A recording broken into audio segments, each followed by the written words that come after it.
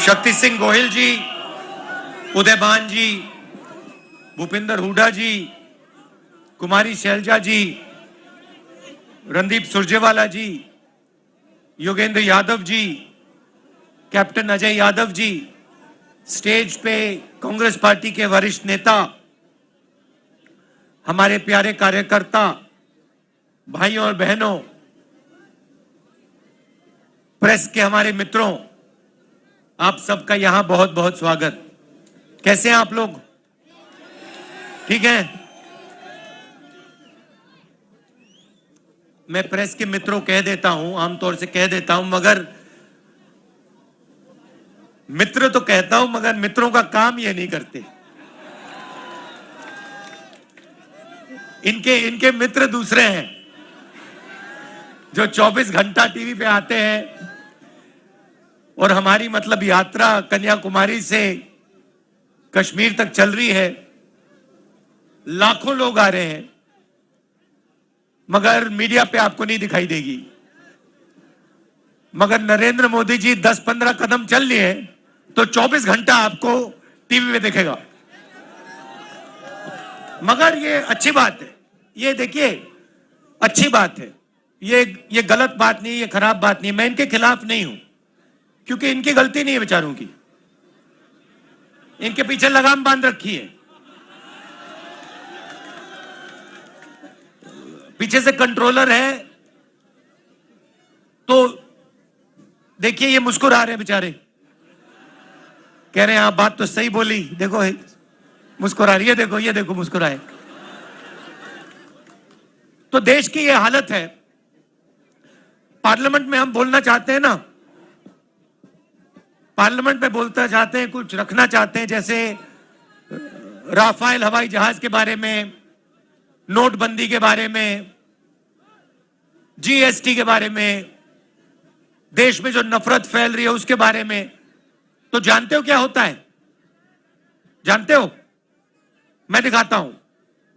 Mic off हो जाता है, देखो ऐसे, जो बोलना है बोलो, बोलते जाओ बोलते जाओ, बोलता कुछ नहीं, किसी को कुछ सुनाई नहीं देता। टीवी उधर कर देते हैं, स्पीकर साहब का चेहरा दिखता है और पार्लियामेंट में माइक ऑफ कर देते हैं। इसीलिए हमें ये यात्रा कन्याकुमारी से शुरू करनी पड़ी कश्मीर तक। और जो मैं आपको बताऊं, जो हमें सीखने को मिला, जो हमें सीखने को मिला, वो गाड़ी में, हवाई जहाज में, हेलीकॉप्टर में नहीं सीखा जा सकता है। कहां से सीखे हम?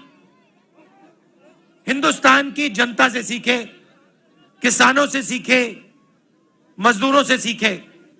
अब देखिए, एक तरफ आपकी कुर्बानी, यहां अभी मैंने महात्मा गांधी जी की फोटो के सामने फूल रखे, ये आए, इन्होंने आपकी रक्षा की। उस समय भी हिंसा थी, उस समय भी इन्हीं लोगों ने हिंदुस्तान को बांटने का काम, नफरत फैलाने का काम किया था। और आप याद रखिए, योगेंद्र यादव जी ने कहा वो तोड़ेंगे और हम जोड़ेंगे। मगर जब वो बोल रहे थे, मैंने एक बात सोची, सही नारा है, हम वो तोड़ेंगे हम जोड़ेंगे, मगर इसके आगे एक कदम जाना पड़ेगा। हम तोड़ने नहीं देंगे। आप कोशिश करो जितनी करनी है, हम तोड़ने नहीं देंगे, एक सेकंड के लिए नहीं तोड़ने देंगे। जोड़ने की जरूरत नहीं पड़ेगी, क्योंकि हम टूटने नहीं देंगे, हम तोड़ने नहीं देंगे। और मैं आपको एक बात बताना चाहता हूं, देखिए एक मैसेज मैं आपको देना चाहता हूं। ये गांधी जी जो हैं, ये एक व्यक्ति थे, मगर इन्होंने हमें, इनके सामने हमने फूल क्यों डाले? हमने इनके सामने फूल इसलिए डाले क्योंकि ये एक सोच भी थे, ये सिर्फ एक व्यक्ति नहीं थे, ये एक सोचने का तरीका और एक जीने का तरीका था। और अगर आप गांधी जी को समझना चाहते हो तो हिंदुस्तान में उस समय बहुत हट्टे कट्टे चौड़े लोग थे, मगर हिंदुस्तान का सबसे निडर व्यक्ति ये थे। तो अंग्रेज इनको डराने की कोशिश करते थे, डरते नहीं थे। जेल में डाल दिया, डरे नहीं। 3 गोली छाती में मार दी, तब भी नहीं डरे। इसीलिए हम इनके सामने फूल रख रहे हैं। तो मैं आपको एक ही मैसेज देना चाहता हूं, देखिए कुछ भी हो जाए, आपको किसी से नहीं डरना है, नहीं डरना है।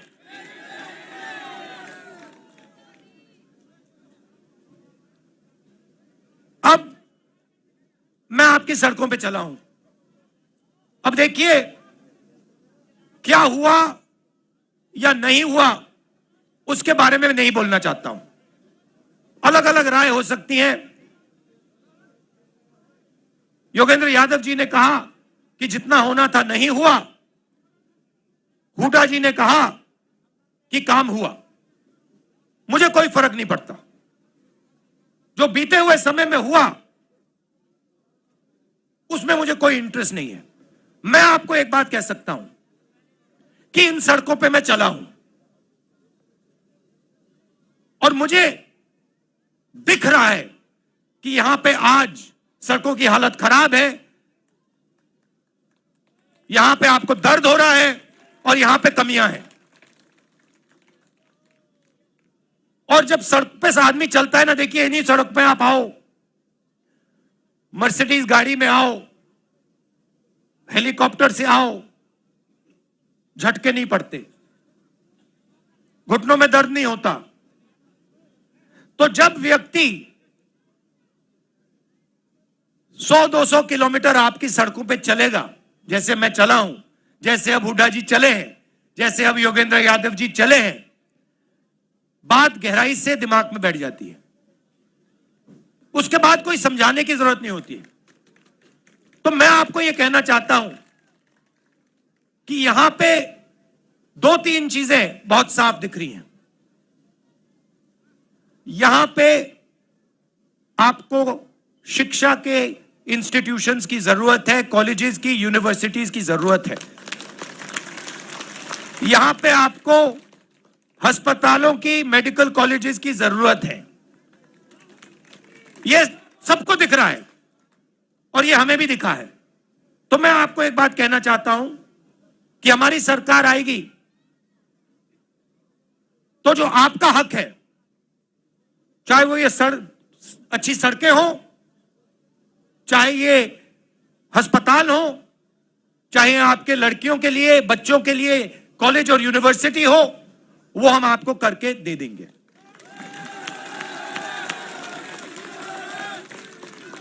मैं ये भी नहीं कह रहा हूं कि ये 2 दिन में हो जाएगा, मुझे झूठ बोलना अच्छा नहीं लगता है, समय लगेगा, मगर हमारी नीयत साफ है और हम आपको करके दिखा देंगे।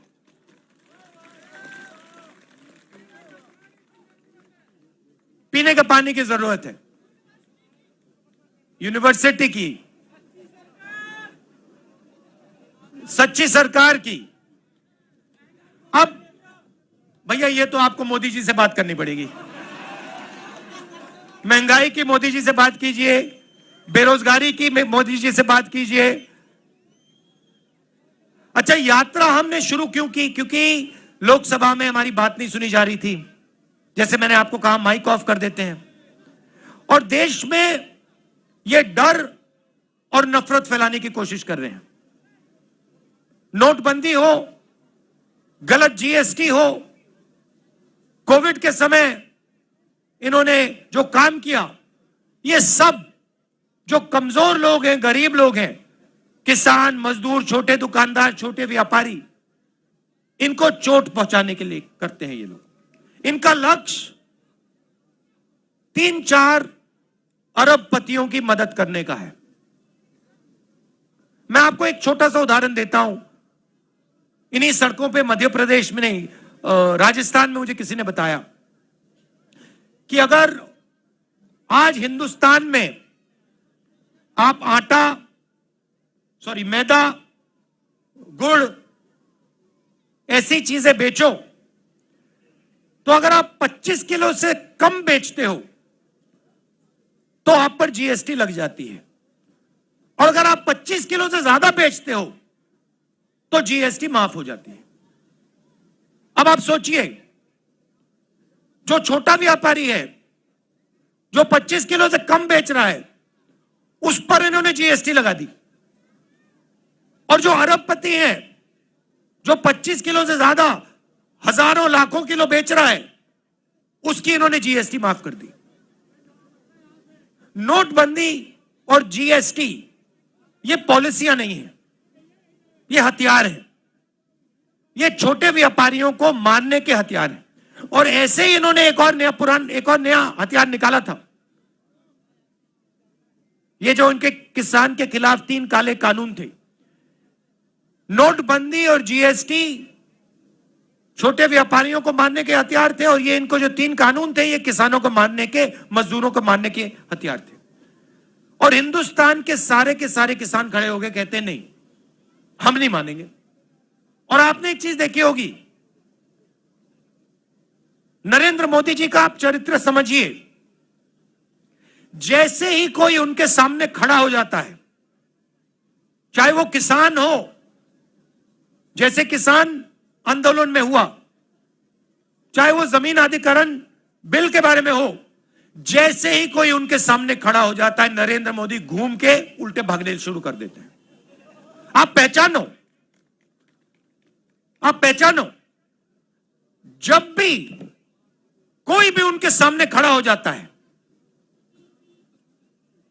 नरेंद्र मोदी मुकाबला नहीं करते हैं, भाग जाते हैं, मैदान से निकल जाते हैं। मैंने प्रेस वालों से की बात की, मैंने कहा ये हमारे मित्र नहीं हैं, ये जूनियर लोग मित्र हैं, मगर जिन्होंने इनकी लगाम पकड़ रखी है वो मित्र नहीं है। आप देखो मेरे कितने प्रेस कॉन्फ्रेंस होते हैं, हर 5-10 दिन मेरा इनके साथ प्रेस कॉन्फ्रेंस होता है। जो भी सवाल इनको पूछने होते हैं पूछ लेते हैं। आपने नरेंद्र मोदी जी का कभी प्रेस कॉन्फ्रेंस देखा है इनके साथ?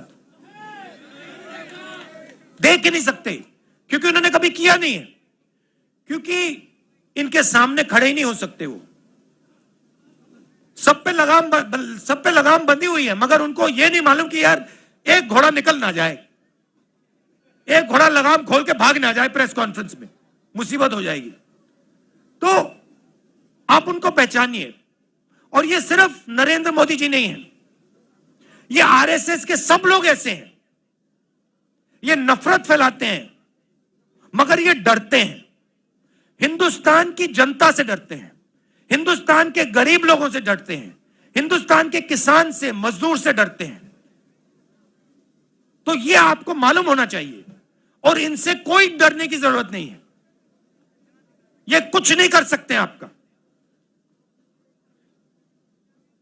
और मैं हिंदुस्तान के हर व्यक्ति से कह रहा हूं, डरने की कोई जरूरत नहीं है। यह देश डरपोकों का देश नहीं है, यह वीरों का देश है। यहां कोई नहीं डरता।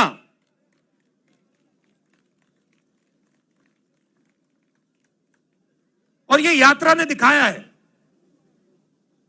कन्याकुमारी से यहां तक आए हैं हम। कितने किलोमीटर हो गए वेणु जी? 3000 किलोमीटर हो गए, 3000। और मैं अकेला नहीं चला हूं, हजारों लोग चले हैं। हमारे साथ एक 90 साल का व्यक्ति चल रहा है, 90 साल का, सबसे सामने चलता है, किसी से नहीं डरता। वो है हिंदुस्तान। तो इस यात्रा ने दिखाया है कि ये देश किसी से नहीं डरता है, अपने भविष्य से नहीं डरता। और एक दिन, जिस दिन ये खड़ा हो गया एक साथ, जिस दिन ये देश एक साथ खड़ा हो गया, उस दिन ये पूरी की पूरी नफरत, हिंसा सब खत्म हो जाएगी। और ये भी मत सोचो कि ये दिन बहुत दूर है। ये दिन दूर नहीं है, ये दिन आने वाला है जब एक बार फिर ये देश मिलकर भाईचारे के साथ, मोहब्बत के साथ एक साथ आगे बढ़ेगा। हम तोड़ने नहीं देंगे, सवाल नहीं उठता। जितनी कोशिश करनी है करो, तोड़ने की कोशिश करो, इस देश को हम टूटने नहीं देंगे। खत्म।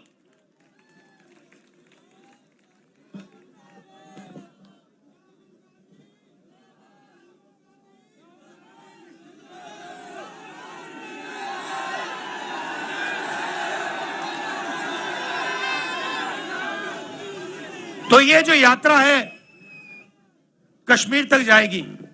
अब इन्होंने नया आइडिया निकाला है। मुझे चिट्ठी लिखी कि कोविड आ रहा है, यात्रा बंद करो। कोविड आ रहा है, यात्रा बंद करो। अब भैया,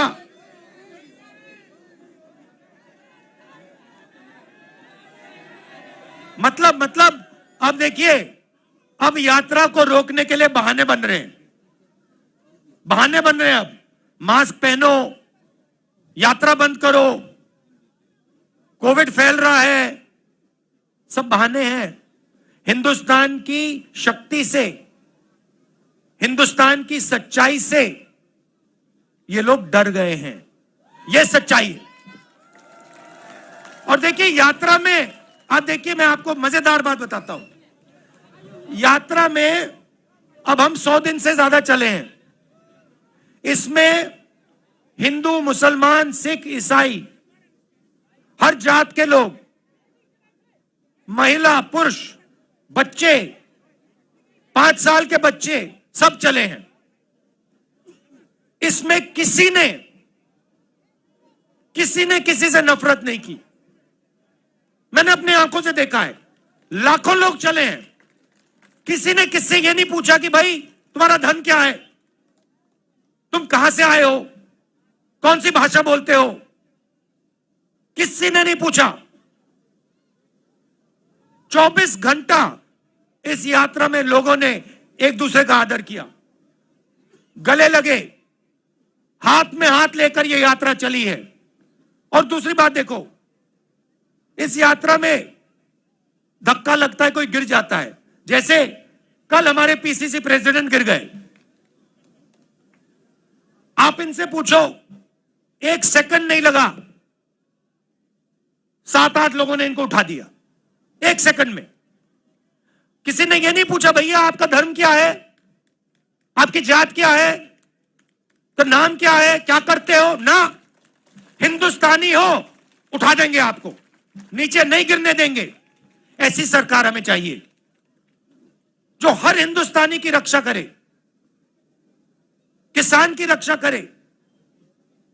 किसान के सामने मुसीबत आए, एकदम पूरा का पूरा हिंदुस्तान घूम के उसकी रक्षा करे। मजदूर के सामने मुश्किलें आई, एकदम हिंदुस्तान, पूरा का पूरा हिंदुस्तान अपने मजदूरों की मदद करे। ऐसा हिंदुस्तान हम चाहते हैं। ये आरएसएस का, नरेंद्र मोदी का नफरत भरा हुआ हिंदुस्तान नहीं चाहिए हमें। हिंदुस्तान के किसी को नहीं चाहिए। बहुत क्लियरली मैंने बोला, आपकी नफरत के बाजार में हम मोहब्बत की दुकान खोल रहे हैं। और ये मैंने आपको मैसेज दिया है। ये आप मत सोचो कि सिर्फ राहुल गांधी दुकान खोल रहा है, मोहब्बत की दुकान खोल रहा है ना। मैं आपको कह रहा हूं, आप सबको कह रहा हूं, हिंदुस्तान के हर युवा को कह रहा हूं, हर किसान को, हर मजदूर को, हर छोटे दुकानदार को, आप मोहब्बत की दुकान खोलो। नफरत के बाजार में मोहब्बत की दुकान खोलो। भाई भाई के साथ मोहब्बत की बात करें।